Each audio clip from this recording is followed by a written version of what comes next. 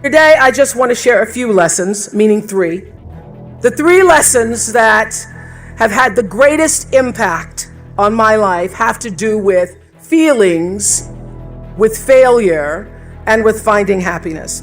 A year after I left college, I was given the opportunity to co-anchor the 6 o'clock news in Baltimore, because the whole goal in the media at the time I was coming up was that you try to move to larger markets, and Baltimore was a much larger market than Nashville. So getting the 6 o'clock news co-anchor job at 22 was such a big deal. It felt like the biggest deal in the world at the time. And I was so proud because I was finally going to have my chance to be like Barbara Walters, which is who I've been trying to emulate since the start of my TV career. So I was 22 years old, making $22,000. And yet it didn't feel right. It didn't feel right. The first sign was when they tried to change my name.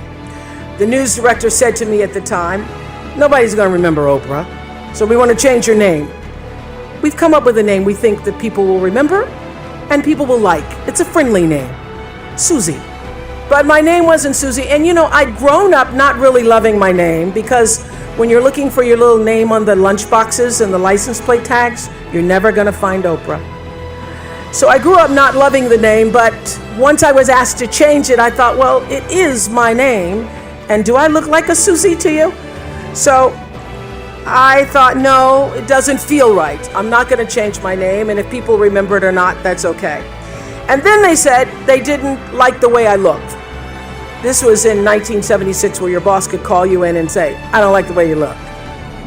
So I was juggling these messages of expectation and obligation and feeling really miserable with myself. I'd go home at night and fill up my journals, because I've kept a journal since I was 15, so I now have volumes of journals. So I'd go home at night and fill up my journals about how miserable I was and frustrated, and then I'd eat my anxiety. That's where I learned that habit.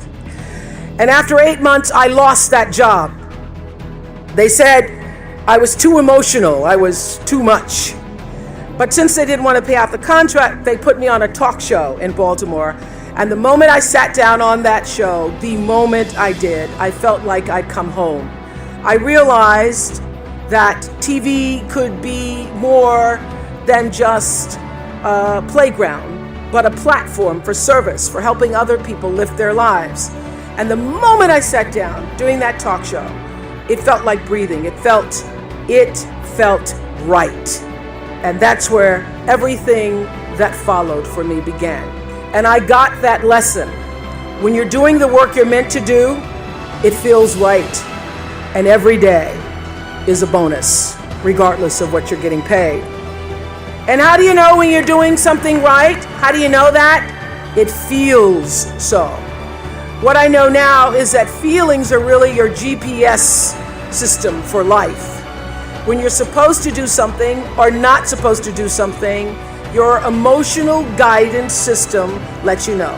The trick is to learn to check your ego at the door and start checking your gut instead. Every right decision I've made, every right decision I've ever made has come from my gut. And every wrong decision I've ever made was a result of me not listening to the greater voice of myself. If it doesn't feel right, don't do it. That's the lesson. Even doubt means don't. This is what I've learned. There are many times when you don't know what to do. When you don't know what to do, get still. Get very still until you do know what to do.